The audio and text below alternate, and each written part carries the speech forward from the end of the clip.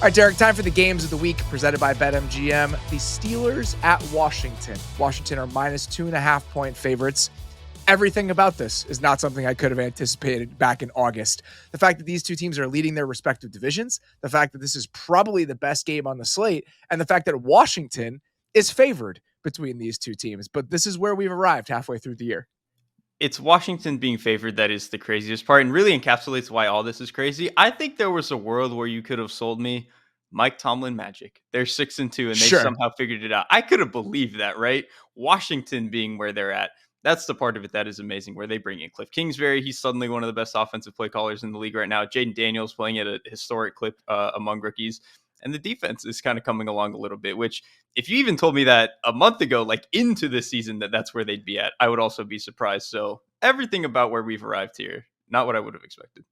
We'll talk about Washington's defense here in a bit because I do think that has changed since the last time we really talked about Washington in these terms in a game of the week sort of format. But I want to start with the Steelers because we just haven't really talked about the Steelers very much. They played on Sunday night and then they played on Monday night. And we really haven't, you and I, had a chance to dig into the Russell Wilson of all of this and what the offense has looked like since he has stepped in as the starting quarterback. So when you went back and you watched the Steelers in week 8 and what you've seen from Russell Wilson so far, what are your early impressions of this version of the Steelers offense?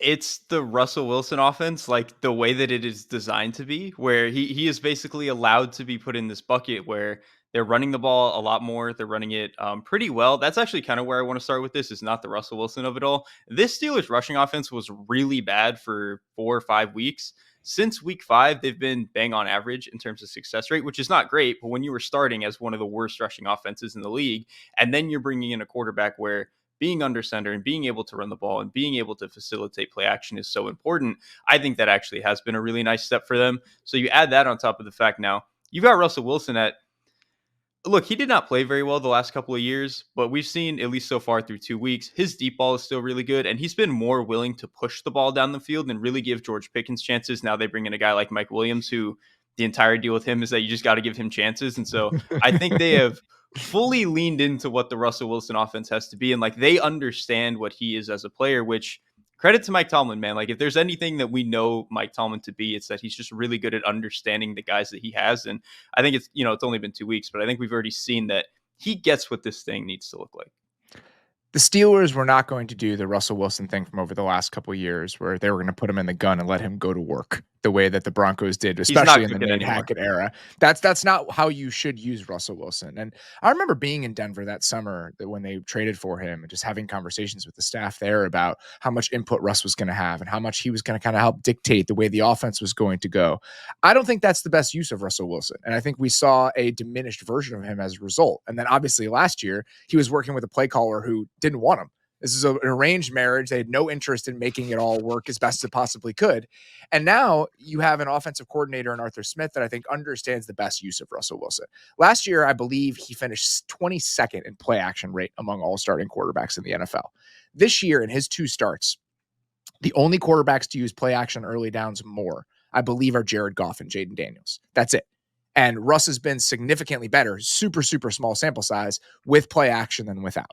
So if he's going to be this play action, take shots down the field sort of quarterback, I'm interested in that version of the offense. The reason that I was I thought it was so uninspired and I was so uninterested in what this would look like compared to Justin Fields is that I was just imagining the 2023 version of Russell Wilson. No quarterback in the NFL threw the ball short of the sticks more often last year than Russell Wilson. No one. This year, that was Justin Fields. They were at like the exact same percentage. And so now I wanted more volatility and a higher ceiling. And I thought that's what Justin Fields gave them. But in actuality, a Russell Wilson who's willing to push the ball in this way, that's actually the quarterback that gives them a slightly higher ceiling. And that's why I think this thing is a little bit more interesting than it might have seemed coming into the season. It is, because the whole deal with Justin Fields is that, okay, he was going to give us something in the ground game and he was going to give us explosives that way. First of all, they weren't even running him that much, especially not what you would have thought coming into the season. And then 2, if the run game, your normal handoffs, so to say, are just better and more efficient now, you don't necessarily need that much out of the quarterback now. So if they're able to get a more stabilized run game, just handing the ball off to Najee Harris, And now they have more explosive passer in Russell Wilson, who's a little bit more willing and just more accurate down the field. I think that is kind of their formula here. I think another thing that's really, kind of important with the Russell Wilson of it all is like, you kind of mentioned with Hackett, he had this relationship where it seemed like Russ kind of got what he wanted out of the offense and was able to kind of do things his way to a certain degree. I think when you agree to be a Pittsburgh Steeler, you're not doing things your way. At the minimum. When you agree to be a Pittsburgh Steeler for the minimum. Right, exactly. You are not agreeing to do things your way. You're agreeing to do things the way that Mike Tomlin is going to do it. And he's proven, obviously, over more than a decade now that his way of doing things is pretty good and certainly brings you a high floor. And I think it's been kind of a cool marriage to see Russell Wilson kind of take that on and be like, okay, I'm just going to kind of acquiesce to the way that they want to play. And Mike Tomlin and Arthur Smith kind of, doing things their way, but also like finding ways that makes the Russell Wilson thing work, like meeting in the middle. Whereas, kind of with Hackett, it was all Russ.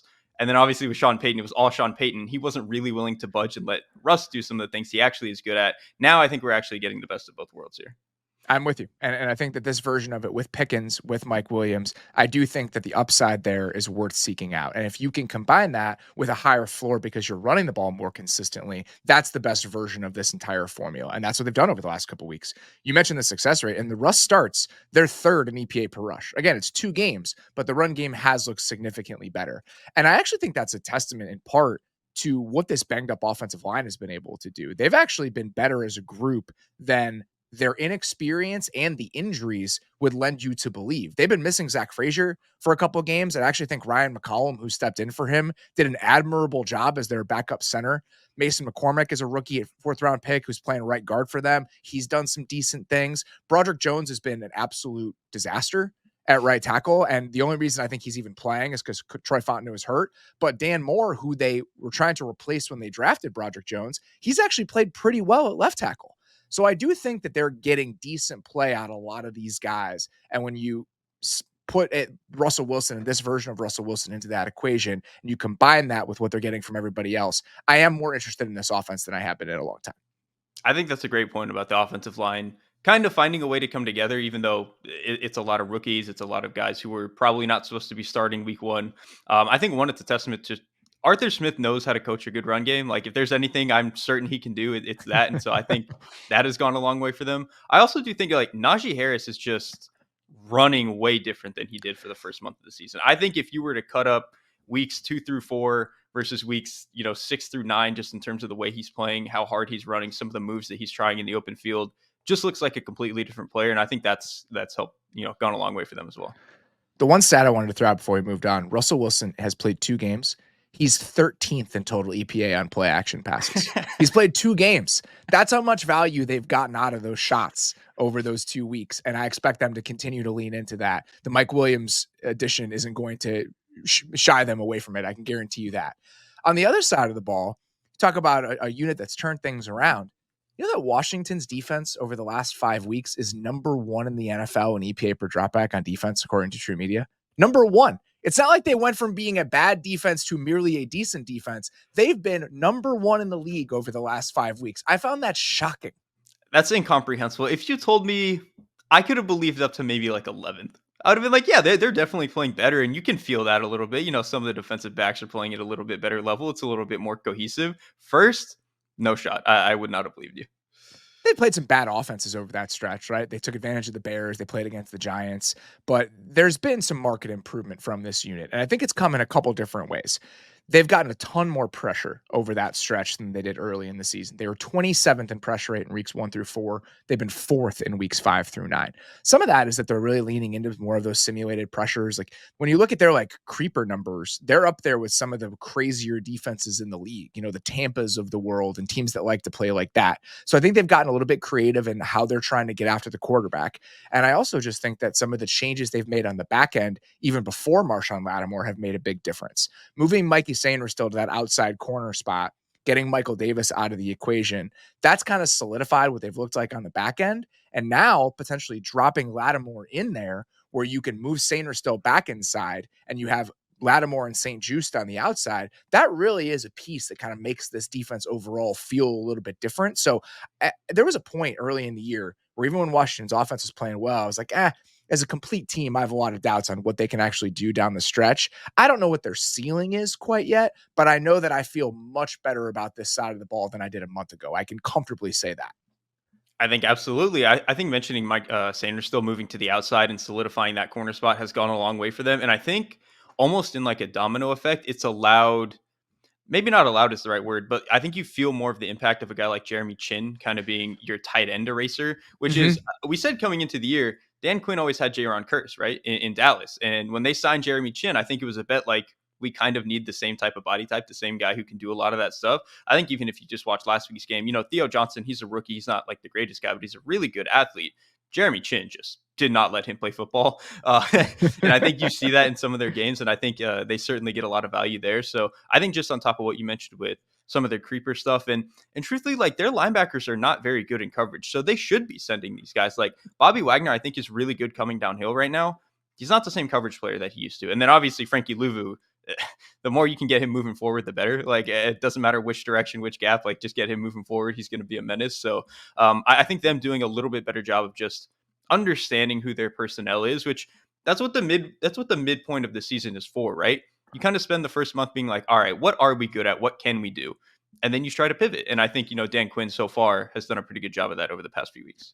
They've also played a lot more man coverage over the last month after they made that change in the secondary. I just think they're more comfortable playing that way now, where early in the season, I think they were doing everything they could to hide those corners. So they're playing a ton of cover 2 and just trying to be as funky as possible. I feel like that'll even be a heavier lean when we see Marshawn Lattimore introduced to this. So I don't think you're going to see necessarily the same sort of like up near the top of the league man coverage rates that Dan Quinn was using when he was in Dallas. But I do think that they're going to turn that knob up even more now that they have a true number one guy who can allow them to play that way. Yeah, I think trading for Marshawn Lattimore was Dan Quinn being like, I don't really want to do some of this other stuff I was doing earlier in the season. I don't really like being in cover 2. Cover 2 is a changeup. This is not my fastball. So let's go get a guy who can let me throw my fastball again. Two things that I think are worth noting on this side of the ball that I thought were kind of funny and strange. Washington has played against 9 snaps of 13 personnel this year, and they want to be a nickel. They play nickel to 98% of 12 personnel snaps. That is Washington's base defense, is nickel defense. The same way Dallas did not have a bunch of linebackers on the field last year. So they've faced 9 snaps of 13 personnel all year. The Steelers run it like 12 times a game. This is going to be a very different sort of challenge when it comes to how heavy the personnel is. And I feel like the Steelers, by playing that way, might force Washington into the sort of game it doesn't necessarily want to play. And Washington's defense, even overall, independent of what personnel you're using, their run defense has been actively bad. They're 29th in run defense success rate over that same stretch where they're one of the best pass defenses in the league. So I would not be surprised if for the second straight week, Arthur Smith is looking at the run defense on the other side and says, yeah, we're just going to hand the ball off 35 times, take 5 shots and see if we can get out of here with that as the formula.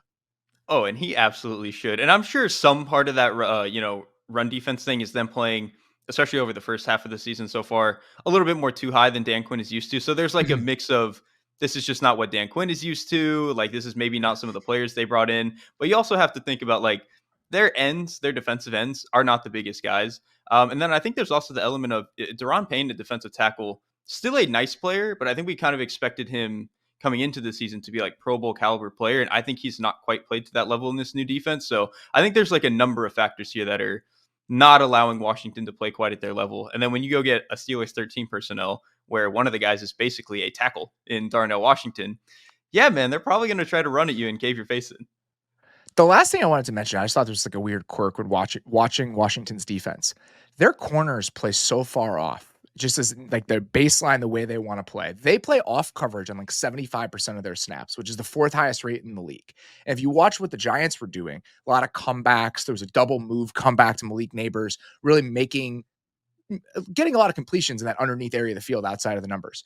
No team faces more off coverage than the Steelers, which makes perfect sense because of the way the Steelers want to play. All this verticality with the offense, they want to push the ball down the field. So what gives in that matchup, whether the Steelers are willing to take some of that underneath stuff, or whether even if Washington's playing off, the Steelers can still hit a couple of those down the field shots? That's just like a small thing in this matchup that I think is worth watching.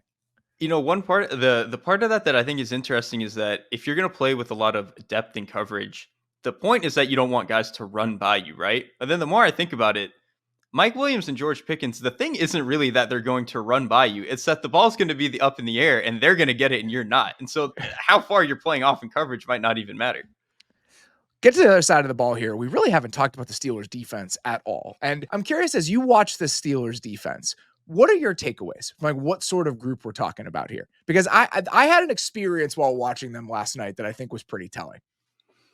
I mean, it just feels like a defense that their whole thing is that they're just going to kind of play the way that they play. And I think you see in the way that Tomlin coaches, and you even see this on the offensive side of the ball, even with the offense, they don't do a lot of interesting stuff. It's just that everything is blocked so well. It's coached so well. Everyone knows their assignment. On defense, it's kind of the same thing. Like, guys just know where to be. They tackle really well. They're not really blowing coverages the way that you see from a lot of bad defenses. But in terms of like bells and whistles, Two things I want to throw out because I feel the exact same way. The Steelers play single high coverage is the highest rate in the league. It's like 70% of snaps. You know what you're getting. It's a lot of three. It's a lot of They beat Gus Bradley. How about that? They're beating Gus Bradley. That's what they want to do. Okay. So that number, I think, again, speaks to, I'm not even saying stagnant in a bad way, but just, you know what you're getting. Right. And so when you watch them, it doesn't feel very dynamic. You pretty much know what you're getting consistently. The other stat that I thought was hilarious. The Steelers this season have 5 unblocked pressures. Okay. Every other team in the league has at least 10. And that, to me, again, is a comment on what sort of defense they're playing. They're not trying to trick you. They're not trying to do things that are they're not trying to sneak things around you. They're bringing 4 for the most part. The 4 that they're bringing are better than the guys that you have, and they're going to be sound enough on the back end, and they're going to stop the run. And this is going to be like the 9th best defense in the league. That's it. Like, it's not even a criticism, but it's not overly interesting. Like, when you're watching it, it's just like, all right, I know what this is. I know exactly what I'm looking at here. That's the thing. If you told me X defense has only 5 unblocked pressures this year, I'd be like, oh, they're one of the worst defenses in the league. But then you immediately say, oh, it's the Steelers. I'm like, well, it's probably just because everything else is coached so well. And like, this is just a defense that, I don't know, man. Like, they squeeze the life out of you, and they almost bore you into just making mistakes. Like, kind of like you're saying, like, they don't do a lot of interesting stuff, but they dare you to make mistakes, and they're going to tackle well. They're going to cover well. And then eventually you do make mistakes. I'm curious what you think of the linebacker play on this team, because for the most part, we kind of know what everything else is. They bring in Dante Jackson and Beanie Bishop at 2 of the other cornerback spots. We can talk about that if you want to.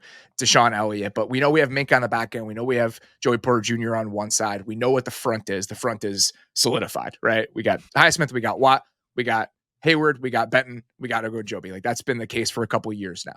The linebackers is the group where there was a lot of turnover with Peyton Wilson coming in and them signing Patrick Queen. And I know this is like a weird hobby of yours, is watching linebacker play. So what has stood out to you about the way that this group is played and what it says and does for the Steelers defense overall? I'll start with Patrick Queen. I kind of think both sides of the Ravens and the Steelers like came out okay on this. Like, I think the Ravens have done well to replace Patrick Queen, and like Trenton Simpson is playing really well for them, and so they were justified in moving on with the guy that they had. But I actually think Patrick Queen is still playing well for the Steelers. Like, he isn't getting quite as many explosive plays, and part of that is, again, just the way that they play defense. They don't fire their linebackers the same way that Baltimore typically does. Like, on rundowns, especially under Mike Macdonald, they would fire Patrick Queen all the time because they realized that letting him run was probably the best way to use him. Steelers don't do quite as much of that with Patrick Queen now. He's allowed to play a little bit more in space, play over the top of blocks, but I think he's playing with some of the consistency that we finally saw from him at the end of his Baltimore reign. So I think that's helped. I also think he's a better coverage player than they had previously at that spot. You know, again, he's not like peak Roquan Smith. He's not Fred Warner. He's not Matt Milano, but I think he does do a decent job of playing what's behind him now. And I think that's gone a long way for them, gluing together the middle of the defense. The other 2 linebacker spots are where it gets a little bit trickier for me. Peyton Wilson, I joked coming out of the draft process, built like a T-Rex, very tall man, very short arms. It's really funny. I really didn't realize this until we were talking about it earlier today. He's the 91st percentile in height for off-ball linebackers per mock draftable. He's 6'4" about. He has 30.5-inch arms, which is the 6th percentile. So the T-Rex thing is not wrong. And here's my problem with it. I almost like, this is probably too extreme, but I would have like taken him off my board off of that. Because the thing is, if you're that tall and your arms are that short, how do you ever get leverage taking on blocks? You can't get to guys first with your arms, and then you never have the height advantage because like you can never get under guys. So I always had problems with him there. And then he was supposed to be a guy who was really good in coverage, really fast, but I think rookie linebacker is just really hard to do that and do some of that stuff. So I think he struggled a little bit there. The other guy is Landon Roberts, who, listen, he can't cover. What he gives you outside of the numbers, like playing to the hash, like playing outside the hashes, it's a little bit of a mystery box. But dude, if you need a linebacker to come downhill, hit a guard, fire him on first down so they can go, you can like change your run fit, that's the man. I'm dead serious. Like, I know Landon Roberts is like this backup linebacker, like who kind of rotates in and out for his entire career. Just purely in terms of if I need to fire a guy on a run blitz, he's like top 3. Like, yeah, he dropped a guy for a 4-yard TFL against the Giants the last time we saw them play. I mean, that's exactly what he does. He's a little missile man, and I've loved him for the longest time for it. But again, like I said, he's limited, and that's kind of all he is. So I don't think they're getting great linebacker play, but I think it's actually enough, and they have enough like different kinds of skill sets that when your other guys are as good as they are, the defense works. The last thing I want to say about the Steelers, I was looking at some of the numbers with TJ Watt specifically. TJ Watt this year is 34th in win rate, according to PFF, 34th among edge rushers. He's second in pass rush grade. And the reason that I think the reason for that, the way that you explain that gap, and I started looking at this because I was just watching the game against the Giants and just more of his pass rush snaps over the course of the year. He's getting chipped like every single play. So that's how you square those two. The fact that his pressure rate is like half of Myles Garrett's, but he's still playing at a super, super high level, is the fact that he's getting extra attention on almost every single snap. So we're still talking about that sort of player. Highsmith is playing pretty much as well as he's ever played, and Cam Hayward seems to be completely ageless. So that group, the way we thought coming into the year, can they lift this entire unit? Can that be the thing that drives them? The answer is still yes, and it's still yes pretty emphatically. And like, it's so funny you mentioned that with TJ Watt. Like you mentioned, this is a defense where it's kind of set it and forget it. You know where Watt is coming from. They're not going to move him. They're not going to do anything. It's just a matter of how many one-on-ones are you really going to give him. And even if you give him 5 in a game, he's probably going to get you on one of them. Yeah, it'll be a strip sack that ends the game. Yes, like it was exactly. Against the Giants last week. We've talked so much about Washington's offense, and I don't know how much new stuff I have to say about them coming into this game. I think it's a really good challenge for the Steelers defense. They've played the 28th best schedule in the league per DVOA for opposing offenses. So this is going to be a different sort of beast. Every single time I watch Washington, there's like 5 or 6 cool plays where I'm just like, this is awesome. Like what they're doing is just so good. Jaden Daniels consistently is impressive to me. It just feels like he's never flustered. He's never sped up. I love watching how composed he is for a young quarterback. The scramble stuff we talked about earlier in the year, we were scrambling so much. He's scrambling on 15.5% of his dropbacks this year, which is behind only Malik Willis. And typically when you look at guys that are in that range, it's a lot of young quarterbacks who are doing it because they have no other options, right? Like they're scrambling because they're flustered and because they're uncomfortable. His scrambles always seem to be on his terms, and that's why I think they're so dangerous at a certain point. The only guy with a higher success rate on scrambles this year than Jaden Daniels is Patrick Mahomes. And that feels right? Mahomes, the way that when Mahomes scrambles and how he scrambles, it's always so targeted. It's always like, I know I need to pick up 8 yards here because it's third and 7. That feels already like the way that Jaden Daniels scrambles. Like it's never because he's being pushed to do something he doesn't want to do. He always knows when to take off, and situationally, it's always a positive for this team, seemingly. And that's why I think it feels a little bit different than some of these other guys who've had skyrocketing scramble rates early in their career. And I think with Jaden Daniels, and I think this is kind of a testament to Cliff and the offense, it seems like they have just embraced that is part of his game, in the sense that like it's not you don't see him wasting a lot of time and being like, should I check the ball down instead, or should I move on to my 4th progression when I read? He's just like 1, 2, oh, it's not there, I can go. Not that he does that all of the time. It's just that when the opportunities arise for that to be the play, he's so confident, like, all right, I can leave the pocket. Nobody's going to yell at me for this. Nobody's going to be like, you need to learn how to be a better pocket passer. It's just, no, dude, go make a play, because he is the best athlete at the position right now. And I think we knew he was going to be a really good runner coming in, but the fact that he's like solidified himself to me as number 1 it's like taking it to the next level for him. So what they've gotten out of him there is super impressive. Anything specific in this matchup that you're watching? When you think about this Washington offense grafted onto a game against the Steelers defense? I'm looking at the red zone because this Washington offense is really good, right? They can put up a lot of points. They've been marching down the field on teams. When they get into the red zone, though, things can slow down a little bit, particularly in the passing game. Right now, They are 22nd in EPA per dropback and 21st in success rate as a passing offense inside the red zone. The Steelers, by contrast, 4th in EPA per dropback, and I think like 2nd or 3rd in success rate on passing plays inside the red zone. So this is just a defense that they do a really, really good job of condensing space. And obviously their 4 who are just going to rush you are going to get after you. Whereas this Washington offense, I think they've struggled a little bit to find really good passing plays that they like when the field is obviously condensed a little bit more. The last thing I wanted to mention here about Washington before we move on, I'm very excited about Brandon Coleman. Very excited. He played his first full slate of snaps last week. Their left tackle who they drafted in the 3rd round. They were really bringing him along slowly. They're helping him out a ton with chips and things like that. They're probably going to have to do that again this week. I'll be curious who gets chipped more often. Is it the guy to Brandon Coleman's side or is it TJ Watt? That's a choice they're going to have to make. But even when you take into account how often he's getting help, there are real flashes from this guy. He had a lot of tools coming into the draft. He's big, he's powerful. You see that stuff. So we're getting to a place now where Mikey Sainristil, Jaden Daniels, if Brandon Coleman turns into a player as a 3rd round pick, what Johnny Newton is giving them, there's a real shot that this is a transformative draft class for Washington. Then it's about more than what the quarterback is giving them. If you can find a good left tackle in the 3rd round, which I think this guy has a chance to be, that's a huge thing to do. And when you combine that with having a Pro Bowl quarterback as a rookie, you did pretty well for yourself. That is one of those transformative sort of draft classes potentially.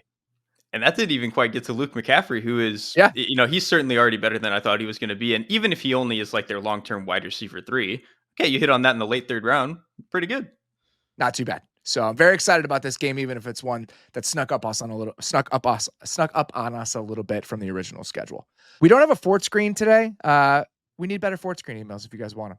Just throw it out there right now. We need more from you on the Fort Screen emails. So we're going to get to we're going to take a little bit of a backdoor approach to another matchup here, because I think some people will look at the records between the Texans and the Lions and say, well, the Texans-Lions is one of the games of the week.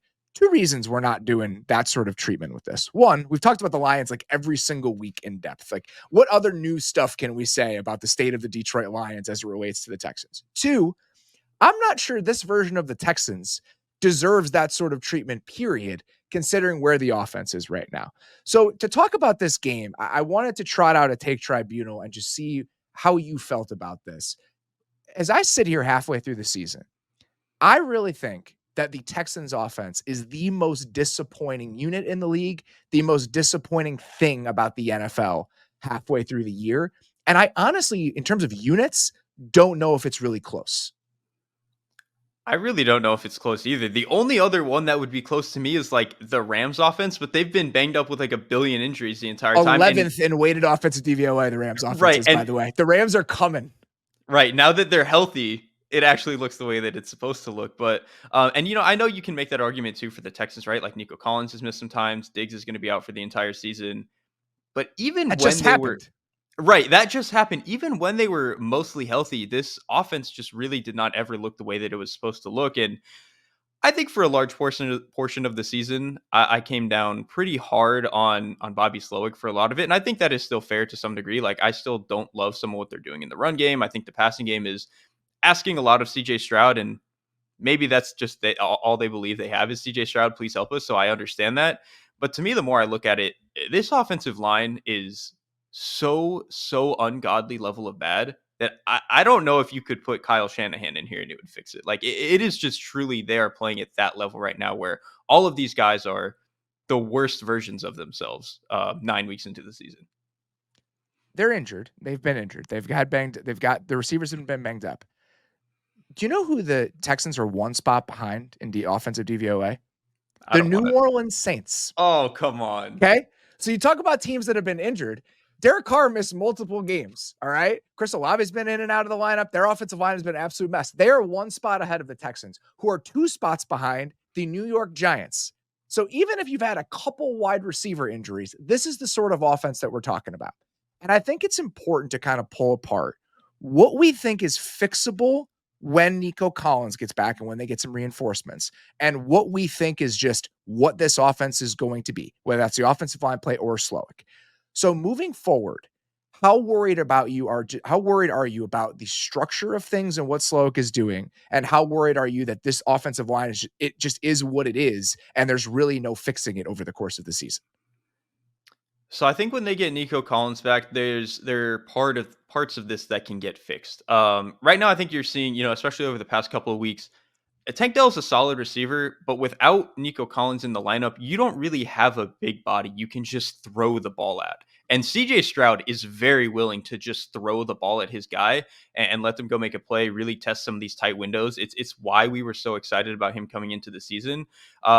Without him in the lineup, you've seen a little bit less action from them over the middle of the field, certainly. Mm-hmm. And CJ Stroud, I think, just hasn't quite been as confident ripping the ball into some of those tight windows because of that. On the flip side, he's not fixing this offensive line. He doesn't play left guard. Like this offensive line, I think is going to continue to be one of the worst in the league. And I think there's some degree of, people maybe thinking it's gotten a little bit better because the run game has fixed itself a smidgen. They're still not an efficient run game, even when Joe Mixon has been back. They're just a little bit more explosive, but that's not fixing their down to down where they still end up in 2nd and 9s and 3rd and 12s all of the time. And when you end up in those down and distances, these guys are just getting beat at a level that very few offensive lines are getting beat at. And in terms of the passing concept, they're tying to it. They're running a lot of downfield routes where they're really asking CJ Stroud to hold on to the ball and throw the ball 15 yards down the field. It's just a hard way to live behind this offensive line. And I think you're kind of seeing his play erode because of it. How much of this are you actually worried about with Stroud? Is there anything about this that you feel like, okay, maybe he isn't quite what we thought he was going to be, or we thought he was coming into the year? Or do you feel like almost all of this is a product of the circumstances that he's having to deal with right now? I think there is reason to be worried for the remainder of this season. Like I just don't think that this is going to be fixed. Like the people are there, and if they're going to continue to put him under this much pressure, he is probably going to feel a little bit shell shocked for the rest of the season. However, I think last year we saw when he was dealing with a more like normal pressure rate and the offense as a whole was operating at the level that it is supposed to be operating at, he can throw under pressure and he can move around the pocket. He can move outside the pocket to go make plays. We even saw that for the first 5-6 weeks of this season where he was getting pressured what felt like every single snap. It's just that now we've gotten to the point where that continues to happen, and some of his safety valves that he was throwing to where, at least for the first 5 weeks when he was getting pressured, I can go throw it at one of my Pro Bowl receivers. That hasn't been there. And I think you've seen him erode. You've seen his pocket movement get a little bit more skittish than it's used to. And you don't see him stepping into throws the way that I think he was previously. So I'm not that worried for him, like in the long term. Like, does this mean he's not the quarterback that we thought he was coming into the season? But for the remainder of the season, I do think there's a chance where like maybe he just struggles to fully find the footing that he had early in the season and certainly last year. I'm hoping that Collins getting back and just having somebody that, like you mentioned, you can just rip it, right? Like without hesitation, I know I can throw the ball to this guy consistently.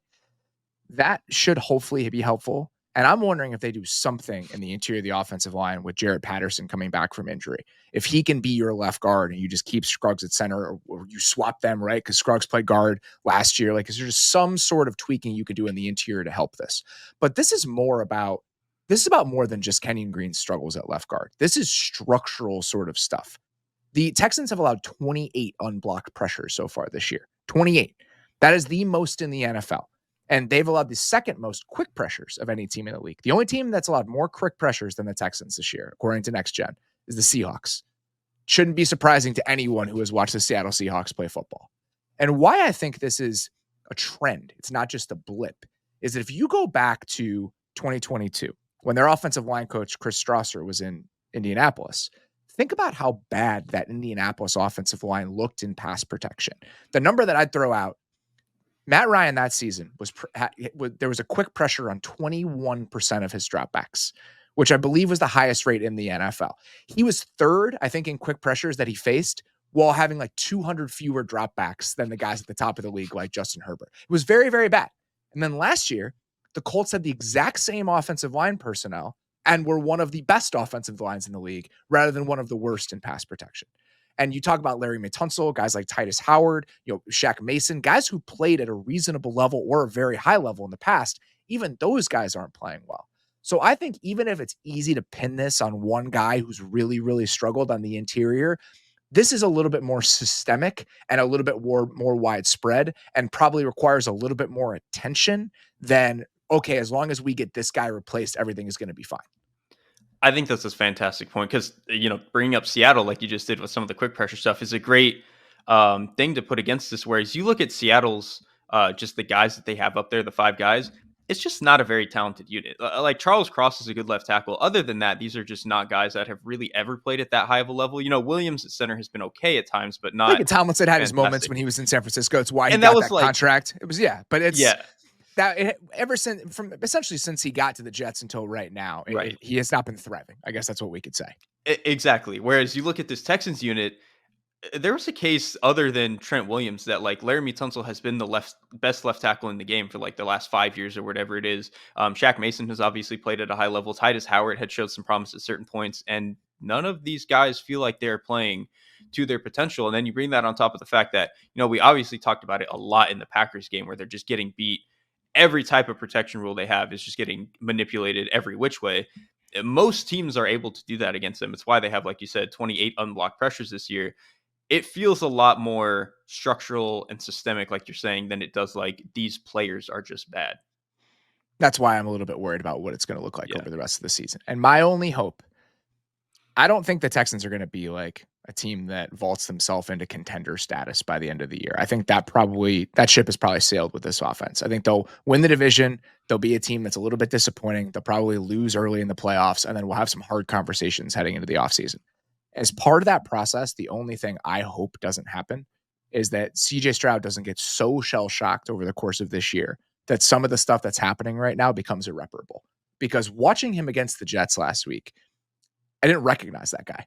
And I think that there have been a lot of things that we've seen from him over the last couple of weeks that are hard to recognize. And I just hope that those moments become fewer and further between when Nico Collins gets back. If they make 1 or 2 switches along the offensive line, it doesn't have to be great. They don't have to be the offense we wanted them to be. I just don't want it to be so bad that we're talking about long-term scar tissue that starts to form about a guy who I do think has a chance to be a really special player. That's a good point. At this point, it's damage control. Let's make sure we don't break the guy because we know he is the guy. All right, next up here is something we do every single week. This might only be interesting to me. Just a couple little nuggets from the last couple weeks heading into this slate of games that we wanted to chat about. I'll kick things off here. This might only be interesting to me, but the Eagles defense is here. The Eagles defense has arrived, and I actually think that the performance of this defense is the reason that people should potentially be excited about what the Eagles can do in the back half of the season and maybe into the playoffs. This was a group that was struggling over the first month or so. If you look at some of the numbers and just look at some of the guys they were slotting in and out of the lineup over the last few weeks, they are 3rd in EPA per dropback over the last 5 weeks on defense. And they are now 8th in weighted defensive DVOA. And I think that you've really started to feel this come together on that side of the ball. It probably starts with dropping Cooper DeJean in to be the nickel and the way that he has played. But you combine that with some of the other things they're getting on the second level of their defense, especially in coverage. Comparing this group with Cooper DeJean and Zach Bond to what this team was doing last year with like Eli Ricks, Bradley Roby, and Zach Cunningham, they deserve a lot of credit for how fast they've changed the complexion of this defense and what this defense looks like. Obviously, changing out the coordinator goes a long way, but the personnel and the makeup of this thing is drastically different than it was the second half of last year. And I think we're really starting to see the benefits of that. And that's such a great point about the players who are basically playing in the spine of the defense. If you're going to play a Fangio-style defense where you might empty the box out a little bit more, you're going to be rotating late in the down, that sort of stuff, you really need middle-of-the-field players who are giving you a lot. They are getting way more out of these guys than I thought. The way that Zach Bond is playing as an off-ball linebacker right now is truly like Pro Bowl level stuff. Just some of what first play he made against the Jags, dude. There was a corner route to Evan Ingram that's like 12 yards down the right sideline. He gets all the way under it and gets a PBU. It's like holy shit, that is an incredible play. And then I think on maybe like one of the very more like recent passing plays after that, you see him immediately like getting over the top of like a rub route and just like flying to the flat and killing it for like 2 yards. And he does that like 3 or 4 times over the course of the game. He's been pretty good for them in run defense. And then to me, so Bond's been good all year. Part of why I think the defense is starting to come along a little bit, Nakobe Dean is finally giving them a little bit of something. Like Vic Fangio has always liked having a guy who he can fire and like change the run fits. And so like, you can fire a linebacker into the A gap and you can bump your defensive tackle at the line of scrimmage and it changes stuff for the offensive line. Dean is a very, very angry man. He's not a very big man, but he's a very angry man, and he does really, really good with that stuff. So I think they've just kind of found a way to use him. And then you mentioned Cooper DeJean. I'm in love with this dude. He is such a good player. He's now played like he's starting to play the nickel for them. There was a play, and this is where I think you can very clearly see just everybody's communication getting better in this defense, but just the overall defense starting to come together. There's a play against the Bengals where Trenton Irwin is like to the right side of the formation, kind of almost in a tight end alignment. The millisecond Joe Burrow turns his head to look at Irwin, you can see Cooper DeJean calling out the motion and like telling the linebackers to bump. And then a second later, Burrow actually does it. And it's like, yo, if the guy who's played 3 games is starting to get this defense, everybody else is probably going to start getting this defense. So I'm just really bought in on what they're doing right now. The 21-year-old who's played 3 games. Yes, and you see that with him all the time. So in that Bengal game, he had that play against Jamar Chase on 4th and 1 where he gets the PVU and he's following Jamar Chase in man coverage. It happened again last week against the Jags. They tried to get him on 4th and 1 and he got another play where he short-circuited a drive on 4th and 1. And then he had another PBU on 3rd down when they were trying to like run a little return route that isolated him specifically. There's a small thing he was doing last week where every single time he would be in the nickel and they would send like a shallow or a crosser in front of him, he would like disrupt the timing. Like he would knock the guy off his route and disrupt the timing of the route every single time. So all the little things that he's doing combined with the guys that we know we can rely on. And then Quinyon Mitchell's playing really well on the outside. Milton Williams and Jalen Carter are consistently some of the most impactful, disruptive interior players in the league right now. Like they've gotten absolutely nothing out of Bryce Huff after giving him that contract. And it almost hasn't mattered over the last month or so because of how well the rest of the defense is playing. And they've done a decent amount of this without Darius Slay, who's been banged up too. Yeah. So it's been really impressive. And I honestly think one of the more notable parts of this, last year, I was looking at this before we started, they finished 3rd in snap weighted age on defense. The Eagles did. They were one of the oldest defenses in the league last season. Right now, I have to assume they're hovering around the bottom 5 because with Slay out of the lineup specifically, the oldest guy that is a starter for them is 27 years old with Zach Bond and Josh Sweat. Those guys are 27. Almost everybody else, DeJean is 21, Mitchell is 23, Jalen Carter is 23, Jordan Davis is 24.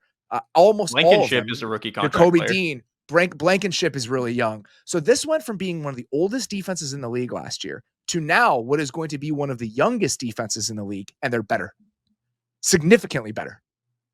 Vic Fangio magic, man. It only took a month, and he's already here. And the last thing I'll add to it, too, Blankenship is probably their, 9th best player on defense or whatever, but they have found such a good way of, he's their late in the down, rotate into the box player. Dude, when he's fitting into the C-gap on run plays, he'll go and get it.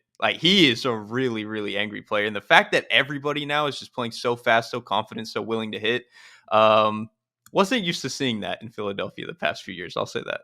It felt like they were crumbling at the end of last year. Yeah. They were crumbling. And so much of that was the spine and the personnel in the spine of the defense. And to see that unit now become the strength in ways in what they're doing, it's remarkable. It's staggering. It's just a very different experience watching this defense right now. And I do think that it changes the way we have to think about this Eagles team heading into the back half of the year. What was yours? That might only be interesting to you, but... So here's the way I want to frame this, and this is about Sam Darnold and the Minnesota Vikings. Obviously, coming into the year, we didn't have we thought okay, maybe they could be a fun team. I think after the first month of the season, it was all right, they might have the best defense in football. Kevin O'Connell is calling plays like a madman, and Sam Darnold is playing pretty well. It looks like through a month of the season, this is maybe one of the best teams in the NFL. Maybe they can compete at the top of the conference. The defense is still playing well. The offense is still producing. The more I watch Sam Darnold and I really think about what this is supposed to look like by the end of the season, by the time we get to serious football, I just don't feel great about it. The bad Sam Darnold is still there, and I can still feel him creeping in the shadows, and I'm just scared of it. And there are a few reasons why. Obviously some of the interceptions that he's throwing against the Colts are just egregious. The one in the red zone where he's rolling out, that ball is picked off twice. Zaire Franklin jumps in front of it, obviously, as the linebacker, and he picks it off. But the safety over the top was also driving on it. And if Zaire Franklin didn't get it, the safety was going to get it. So that's just a bad ball you can't throw into traffic. And then the one he throws to, I think, Justin Jefferson, who's on a dig route, they're just playing cover 3. And the flat player, I think Sam Darnold just assumes the flat player is going to go and get the running back out of the flat. He goes, nah, I know you're going to want to throw to Justin Jefferson. So he just sinks under Jefferson on the dig route. And Sam Darnold doesn't clock it at all. And those are the plays that I just continue to be really worried about with him. Here's how I want to frame this conversation, though. I don't disagree with this. And when I watch him play, there is a certain franticness to it all that you still feel when you're watching Sam Darnold. Quickly to that point, I looked it up on NFL Pro. He is 31st out of 35 qualifying quarterbacks in EPA per dropback. He also, when pressured. When pressured, sorry. Yeah. Also, on pressure to sack ratio, the only 3 quarterbacks who have a higher pressure to sack ratio right now than Sam Darnold are Deshaun Watson, Will Levis, and Caleb Williams. Directly behind him is Baker Mayfield, Gardner Minshew, and Tua Tagovailoa. It just, I still feel like when we get pressure, things are not going to go good here. And that's okay. Here's how I feel about this, though. I think that's okay. I think if we're looking at this Vikings offense and we're looking at this Vikings team and saying, okay, they probably can't get to the NFC Championship game with Sam Darnold. They probably can't get to the Super Bowl with Sam Darnold. That feels fine to me. Like, I still feel like what we wanted out of this Vikings season is, we said this explicitly coming into the year when we did the NFC North preview.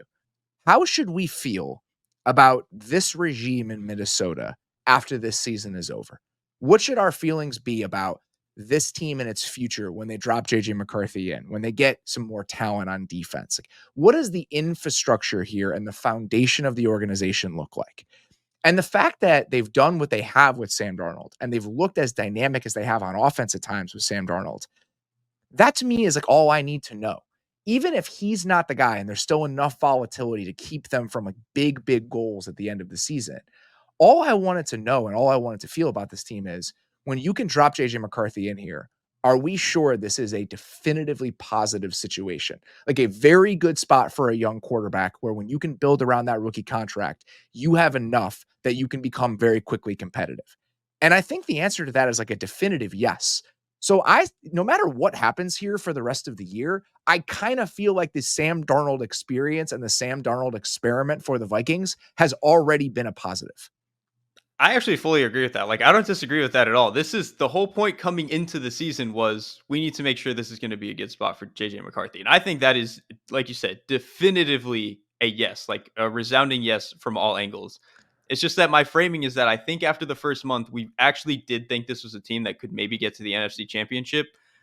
I just watching Sam Darnold recently, I'm fully off of that train. I just can't get there with this team. And again, that's fine for the long term of what this franchise wants to be. But for this year, I can't buy it anymore. I think I'm with you on that. But I think that's okay. I think this is all about this. For me, at least, this was all about what sort of team are we talking about here? And what I think is actually impressive about this version of the Vikings and this Kwesi Adofo-Mensah, Kevin O'Connell partnership, the term, competitive rebuild is what people kept saying in the early stages of this. Can we be competitive and also rebuild at the same time, which is very, very hard to do. Right.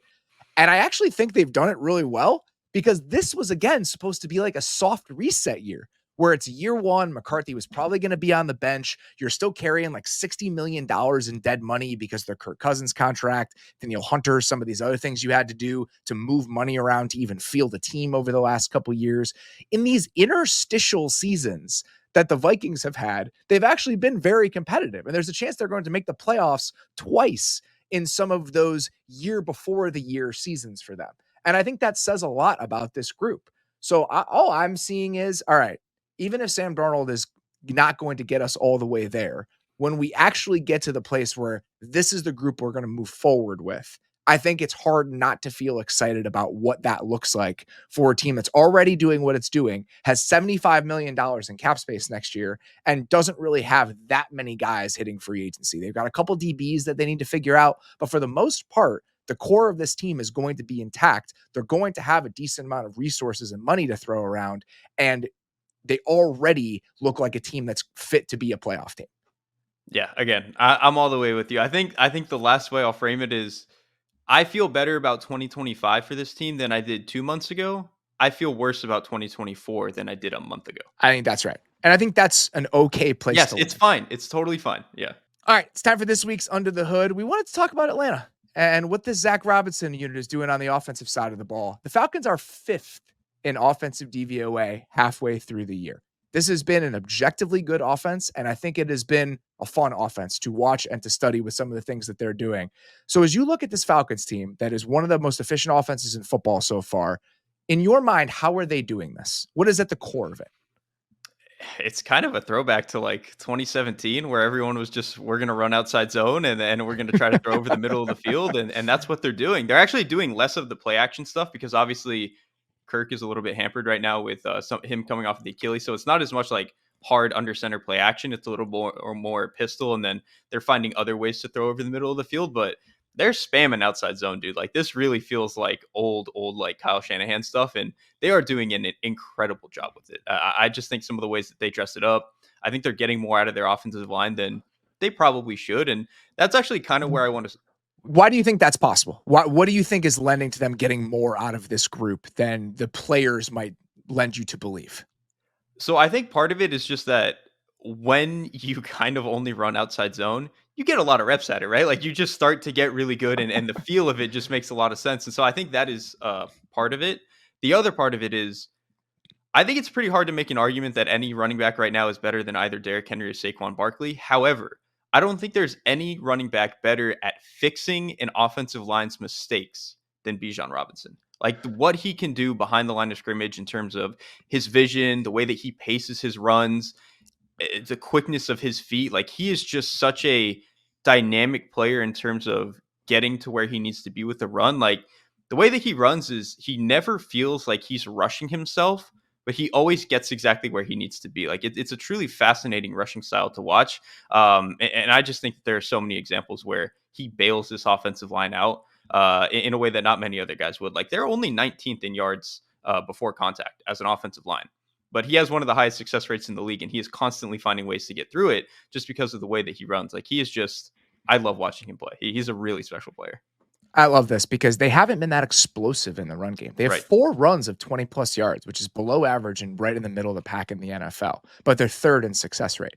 You combine that, the engine of the running game being the engine of this with a really dynamic passing game. The number one I wanted to throw out, talking about the zone runs, I looked this up because I was curious about it after watching the game from last week over again. I was like, what percentage is actually zone runs compared to gap scheme runs? Because it really does feel like they're living in their own universe here. According to PFF, the combined Bijan Robinson and Tyler Algier so far this year, 81.5% of their runs have been zone runs. 81.5%. The only other guy that's in like the same zip code as that is Alvin Kamara, which shouldn't necessarily be surprising considering his offensive coordinator's last name is Kubiak. So other than that, the only other guy, the Falcons are kind of in their own world here. So the run game has been, again, something you can really rely on. It's been very consistent, even if it hasn't been overly explosive. The pass game has been incredibly dynamic. Like it is a very fun group to watch for a few different reasons. And I don't think we should necessarily be surprised by that because of what the Rams have looked like over the last couple of years, and especially last year with Puka. But I feel like Zach Robinson has done a very good job of taking that dynamic feel from the Rams passing game and building it onto a group of receivers that I actually think has been even more exciting and more dangerous than we might have thought coming into the season. They've been awesome, dude. I really can't believe it. And I think part of why they're good is this offense has so many more options. And I think we kind of thought that they would coming into the season, but they all kind of seem like the best versions of themselves. Like Drake London has been one of the most productive receivers in the league. Darnell Mooney, I think, is playing at a higher level than he has ever played at. Kyle Pitts is kind of coming alive. And then Bijan Robinson, outside of healthy CMC, might be the best pass catching back in the league right now, which is funny because his rookie year, he actually wasn't that good at it. And he kind of messed up on some of his routes. So like the fact that they have so much optionality in their offense, I think goes a really long way for them. And I think it allows them to do a lot of the motion stuff that they do, where so much of their motion, I think when we think of motion, we think of like, oh, the guy who is in motion, that is the guy we're going to try to target. We're going to try to get him on a deep over. We're trying to get him open. We're going to get him running behind a stack so he doesn't get pressed at the line of scrimmage. The Falcons kind of do the opposite, where they shift and motion guys explicitly to hide until the very last second who is their slot player or who is the new number one outside in a tight split now because we motioned in the outside guy. Like just all this stuff where they're just trying to tweak who you're covering and not actually get the motion guy running. They're trying to get somebody else open in the zone. And I just think they do an unbelievable job at that. It's consistently such creative things and such creative ways that they're doing that. The Rams did this a lot last year where they'll have 3 receivers to one side, and then right before the snap, they'll motion the number 3 receiver, the innermost one, out to number 1, just right away. And it's simply, talking to people there this summer, I was asking, like, is all you're doing there just trying to change the number count before the snap? And they were like, yes. That's all we're doing is just trying to change the number count before the snap, because so many of these coverages are who's 1, who's 2, and who's 3. So if you're changing that immediately, you're just making things hard on the defense. And that's what this offense is doing all the time. They're just making things hard on the defense. That through motion that you see teams run, where the guy going in motion runs between 2 other players in a stack. So again, you're in a trips look, but it's just a more dynamic version of it. You're making things a little bit harder on the offense. They're doing that shit all the time. And a lot of the things that they're doing, not surprisingly, are things that we've seen the Rams do. If you look at the numbers, they're 5th in lowest formation rate in the NFL, they're 5th in formation width in the NFL. Like, they have the 5th lowest in the league. They're right there with the Rams, the Niners, the Texans. You can expect them, the teams from this world, to want to live that way. The Rams do that, the Falcons do that. They're running 11 personnel at the highest rate in the league. Exactly the stuff what the Rams used to do. They're using motion at the snap at the 3rd highest rate in the league, exactly like the Rams always do. And the other thing I feel like is a slightly more nuanced similarity that not a lot of other teams in the league trot out is the blurred lines between the receiving roles on this team. Last year specifically, when you look at Puka and Cooper Kupp and all these guys, the Rams really had guys that could play a bunch of different roles within their passing game. Multiple guys could line up in the slot. Multiple guys could line up out wide.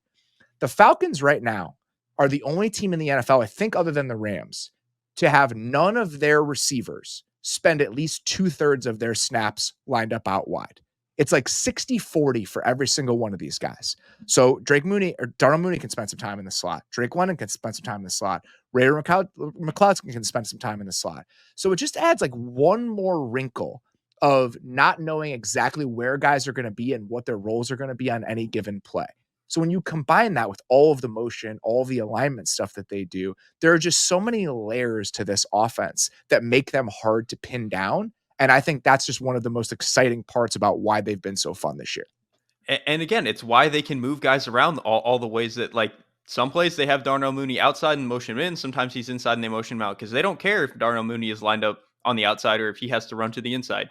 Sometimes Drake London, you want him to be your power slot guy right on the line. Maybe he's almost like a tight end. Sometimes you just want him to be your ball winning X outside the numbers. And then even Kyle Pitts, like, they line him up as an isolated player a lot, which there's just not a lot of tight ends that you're allowed to get away with that except with the Rams, because the Rams are doing the Rams are doing that with tight ends mostly to waste them and get matchups on the inside. But now with Pitts, he's not just being wasted. He's actually like a real player out there. And so again, there's just so many aspects to this that make sense when you consider the world where Zach Robinson comes from. And I think the personnel lends to them being able to play this way. It does. And one more thing that I really want to, and I know I harped on this on the Sunday show, what they're getting out of Darnell Mooney blows my mind. There were multiple plays in this Dallas game where they motion into 4 strong away from Darnell Mooney, where he's the isolated player, and on critical downs they're throwing him the ball. There was a 4th and 4, I think they converted doing this, and then when they were backed up inside their own 10 on like 3rd and 5, they do it again and they just throw like a curl route at him and he completes it. I'm like, Darnell Mooney didn't do that in Chicago. Like, that is just not the type of player that he was. And so the fact that they trust, their 3rd or 4th best skill player, however you want to say it, to do that type of stuff now, I just, the way that this thing is put together is awesome. It's the exact same usage that they had on his touchdown against the Bucs, where they go 4 strong the other way. He's 1-on-1 on the backside, and Kirk likes the matchup and hits it for a touchdown. It's funny because Darnell Mooney's skill set within this offense, the way that he's being used, it's a skill set that you kind of need if you want to play like this. And it kind of reminds me of other guys we've seen in this sort of system, right? Like what they're using him, how they were using him, where it's a lot of vertical stuff outside of the numbers, deep outs, comebacks, curls, these vertical stem type plays where the speed and the verticality allow you to do some stuff underneath. It reminds me of like what Tank Dell was doing last year. Oh, that's perfect.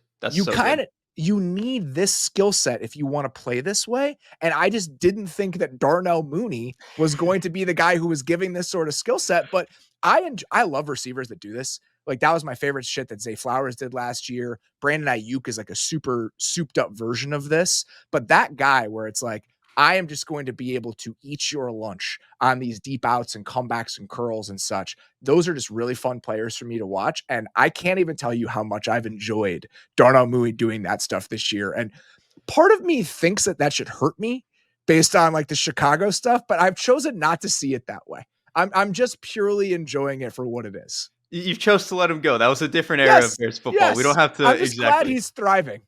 Exactly. And maybe that point about receiver archetypes is why we both love this offense. They have your like quick, fast, outside the numbers, like, all these outbreakers and comebacks. And then for me, they've got the big boy basketball player in Drake London. Like, they've got one for each of us here. There's a little something for everybody. The last thing I wanted to ask you, how do you feel Kirk is playing right now? Just obviously he's having trouble moving. And I think that's one of the reasons we've seen them have some weaknesses when pressured and when blitzed, just because he can't really do much to mitigate that in the way that some of these other more mobile quarterbacks can. But outside of that, like the limitations with him physically, the way that he's fitting into this thing and the way that he's seeing it, how would you assess that right now? I think he's honestly playing about as well as you can play for a guy who literally cannot move off of his spot in the pocket. Like, I just think because Kirk is a smart guy, right? Like, he understands that because he can't move, he cannot waste time and he can't be a guy who second guesses things. And so he's very willing to just fire the ball. Good Lord, is he? Timing. More than ever. And he was already a guy who was very willing to do that.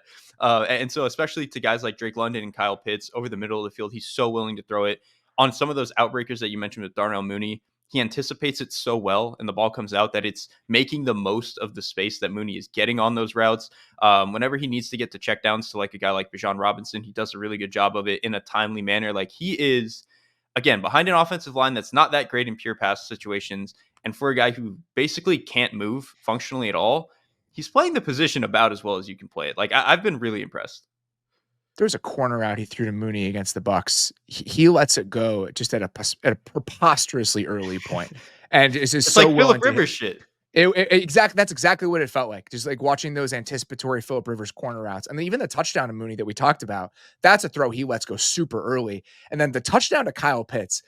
Maybe I'll tweet it out. The end zone view of the touchdown he throws to Kyle Pitts coming over the middle of the field, him even being willing to throw that ball is insane. He throws it between three guys immediately, but for some reason he's like, I have enough space to make this work. And Pitts is almost surprised by it. And I think the defense is surprised by it. It's one of the reasons that he's able to catch it and take it all the way to the house. So the way how fast Kirk is playing and how fast some of these decisions are happening, I do think that is helping drive this offense forward in a way. And I think it's a really good thing to point out. Why all this matters is this offense, I think, has a chance to kind of propel this team over the course of the year, even if their defense is struggling. If they win this week, and if the Bucks lose to the Niners, even though I really like a lot of the things this Bucks offense is doing, Tampa's going to be 4-6, and the Falcons are going to be 7-3. And if the Falcons beat a banged up Saints team that just fired their head coach last week. So now you've got a huge lead in the division, and you've almost ensured that you are going to be a playoff team. And I actually think that this offense in the NFC playoffs, I'm interested in that. Like, I would like to see what this offense can do over the second half of the year and into the postseason. And it's looking more and more likely that they're going to get to that point. I really think they could. Anytime you got an offense that can put up 30 at will, you've got a chance to do something in the playoffs.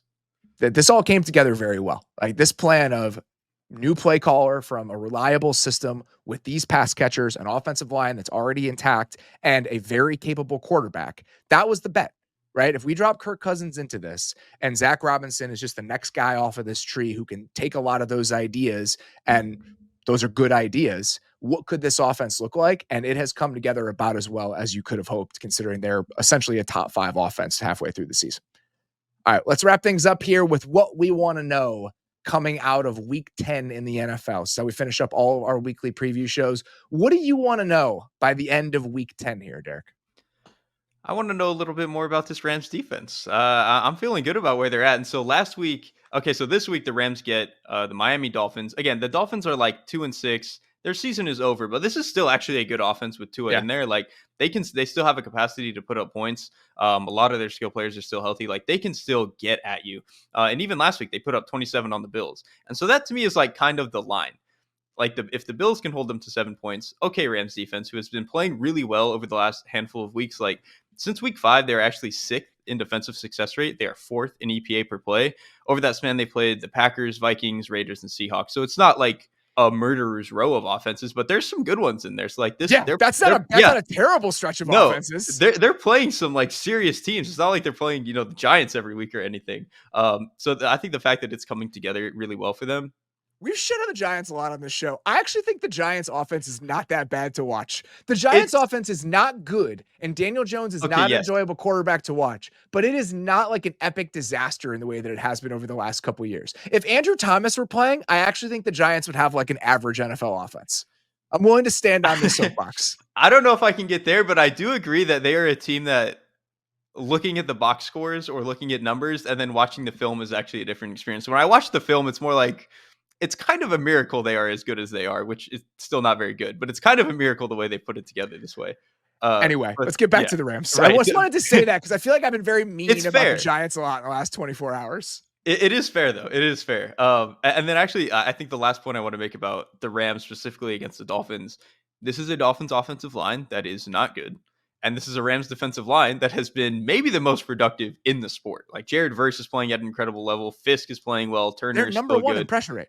Dude, the Rams are number one in the NFL in pressure rate. And this idea of let's recreate Aaron Donald in the aggregate and how kind of silly that sounds when you consider what sort of player Aaron Donald is. What they've gotten out of Verse and Fisk, and you combine that with Kobe Turner and what Byron Young is giving them, they did it. Like they actually did it in part because of how ridiculous Jared Verse is. Like he's already one of my favorite players in the league to watch. Like what he's bringing to the table, I cannot imagine how fucking miserable it is to play against that guy for 3 hours. I can't. I can't imagine how torturous of an experience that is for an offensive tackle.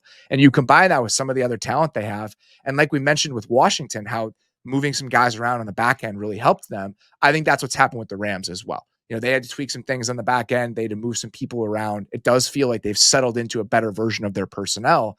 And when you combine that with the pass rush, okay, like they don't have to be a top 10 unit. They can be average on defense because their front can carry games. And this offense with Steve Avila coming back, with Jonah Jackson coming back, that already is like a borderline top 10 offense and stuff like weighted DVOA. All right. Like, are there any teams in the NFC outside of the Lions that truly terrify you to the point that this Rams team at full strength can at least be competitive if they sneak into the playoffs? No. And like we were very effusive about the Eagles, but like a full strength Rams team, I think is very much capable of beating that Eagles team. So it's been a winding road to get here with the Rams, but we might be getting there. I think we're kind of getting there. Let's stick in the NFC West with mine here. I think this is one of the biggest questions for everybody heading into this weekend. What can Christian McCaffrey do for this Niners team? Right? I think that there's part of me that believes the Niners are potentially knocking on the door, right? Like there's a path forward for them to be the sort of team that we thought they might be, even without Ayuk. And I know that's going to be a huge part of this, but can the Niners offense get back to a place where they're a really, really scary group that, again, if they get in, they can make some noise and be a real contender in the NFC moving forward. And I think that what McCaffrey does and what this offense looks like with McCaffrey is ultimately going to determine that. And this weekend, we have our first data point to figure out what it looks like. I'm so excited for this. I mean, I feel like almost every other week been like, here's why the San Francisco 49ers missed their best player in Christian McCaffrey. And here's what he does for them underneath and some of the space that he creates for them. Because, I think we've been amused by some of what Brock Purdy has been doing as throwing more vertically and like the offense looks different. They're treating him like Matthew Stafford. I think it's been like cool as a science experiment. I think everybody knows. It's a good way to put it. I think everybody knows in their heart of hearts, including Kyle Shanahan, the offense is better if they can do a little bit some of the other stuff where they can just check it down and play a little bit simpler with Christian McCaffrey back there. I think that's what they want. So I don't know if he'll immediately look like the player that we want him to be, but if they can give him, a 3-4 week runway where they really ease him into it and, kind of by the end of this month, he starts to look like that player that they need, I will buy back in on this 49ers team. On the flip side of it, this Bucs team, even with those receivers hurt, has remained competitive, right? Like they gave the Chiefs all they could stand. So there's a chance, even as we talk about this, that the Niners lose this game and potentially go to 4-5. It's helpful that in the NFC West, that still would leave them a game and a half back in the division. But there's still a chance that with the way that the Bucs are playing, if this doesn't go the way that we want, the Niners can fall even further behind, and then we're having that conversation. So what this ultimately looks like both on Sunday and what it means for the Niners moving forward is absolutely something that's worth paying attention to. All right. That is all we've got for today. We will be back on Sunday nights with our Week 10 recap. Until then, really appreciate you guys listening. We'll talk to you soon.